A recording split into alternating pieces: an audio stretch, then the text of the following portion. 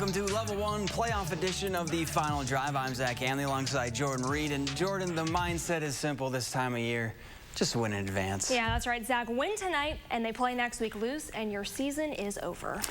Well, it's been a historic season for Verona under first-year head coach Andrew Riley. The Wildcats won the Big 8 outright for the first time since 2011 and enter the postseason on an 8-game win streak.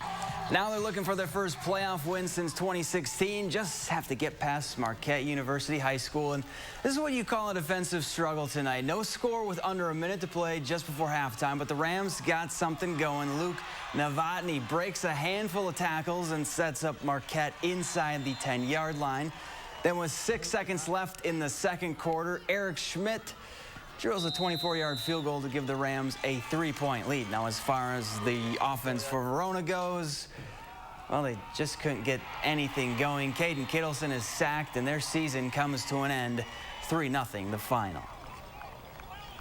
Another undefeated regular season in the books for top-ranked Waunakee. The Warriors enter the playoffs with 4 straight shutouts and averaging almost 42 points a game. With all systems go, the defending Division II champs are getting a new test this postseason. They're bumping up to Division I for the playoffs. Sheboygan North is up first. Well, Waunakee makes quick use of their opening drive. Just minutes in, Caden McKenzie, he's going to take that on the sideline. He's going to barrel into the end zone. Warriors are up early, 7-0. Well, just when the Warriors try to extend their lead, disaster strikes. The ball gets loose, and then it's recovered by the Golden Raiders. Well, Waunakee with the chance to show off its top-notch defense. They're going to keep North off the scoreboard. Well, Warriors are going to get the ball back, and they're going to say, wait, let's try this again.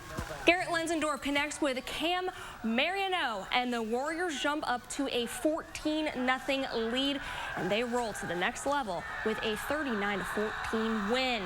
Middleton on the road tonight. They come away with a huge win, 55-0, and back here, Madison Memorial with a blowout shutout, 56-0 win over Milwaukee Pulaski.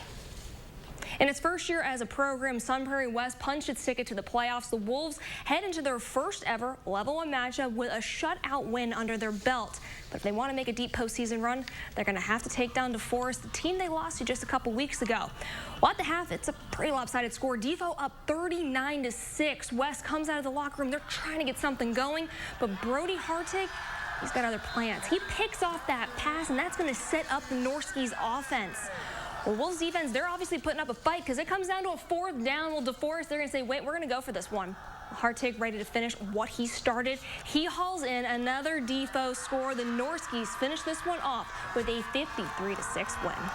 So the Norskis get the Cardinals in Level 2. Sun Prairie East beats Oregon for the second time in 5 weeks, 42-6 the final. And both Monona Grove and Milton seasons came to an end tonight. The Silver Eagles fell to Waukesha West, while the Redhawks lost to Kettle Moraine.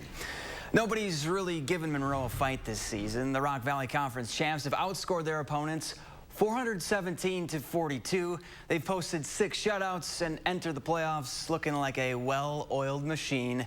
So that's what Portage is facing in round 1. After a scoreless first quarter, the Cheesemakers get something going. Now, normally a run-first team. This time, they use the play action, and it works to perfection. George Bruckwicki hits Keaton Sweeney in the back of the end zone to put Monroe on the board.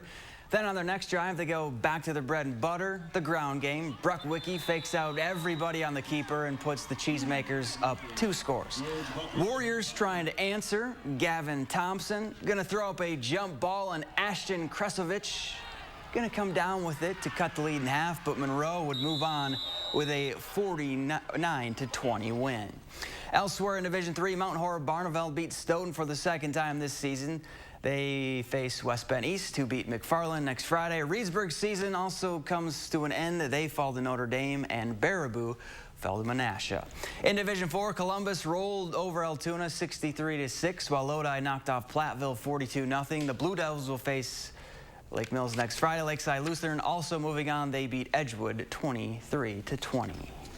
To the 6th division, where Westfield went to Marshall trying to keep their dream season alive. Our Andrew Banstra was there. What did you see out there in Marshall, Andrew? Westfield almost couldn't even field a team last year, and now they're in the postseason for the first time since 2013. But the 5-4 Pioneers drew 8th-ranked Marshall in Level 1, and the Cardinals, the winners of the Eastern Suburban Division, having just rattled off 7 straight to finish the year, are a force to reckon with. Marshall, top seed in the district, came out of the gates trying to prove it. It's Ramon Campos on the handoff. He'll get the blocks and he's in to the house for a quick score. Marshall on top early. The Cardinals turn to the air now. Colin Peterson back to pass. He heaves up a bomb, and he's got a man. It's Wyatt Jennings. Nobody will touch him. Number 2 all the way to the house. 2 quick scores for the Cardinals. Skip to late in the second quarter, 28-zip the score, and there is Marshall once more. It's Jennings again, getting the score 35-0 going into half. Now, Marshall commanded almost all facets of the game, walking to a 41-6 win. Next week, they'll host Luther in Level 2. And also in Division 6, Darlington, they're going to move on to the next round with a 20-7 win, and Belleville at home, they win this one 27-20. Fresh off their Six Rivers Conference title, Potosi-Cassville starts off their playoff journey at home. Now remember, last year the Chieftains were road warriors in the postseason, advancing all the way to Level 3 on the road. This year, PC looking for a longer run. Up first is CFC. First quarter, Chieftains on the move, and Razoki drops back and drops a dime on Sam Udelhoffen, and he's making a house call. Potosi-Cassville goes up 6-0 just like that. Now, they'd get the ball back, and if it ain't broke, don't fix it, right? Oh, Chieftains dial up the exact same play, and the duo work it to perfection to give the home team a 12-0 lead. Now it's 20-0 later, and this time they go to the ground. Eli Adams runs in untouched, and Potosi-Cassville runs by CFC. 58-0 is your final.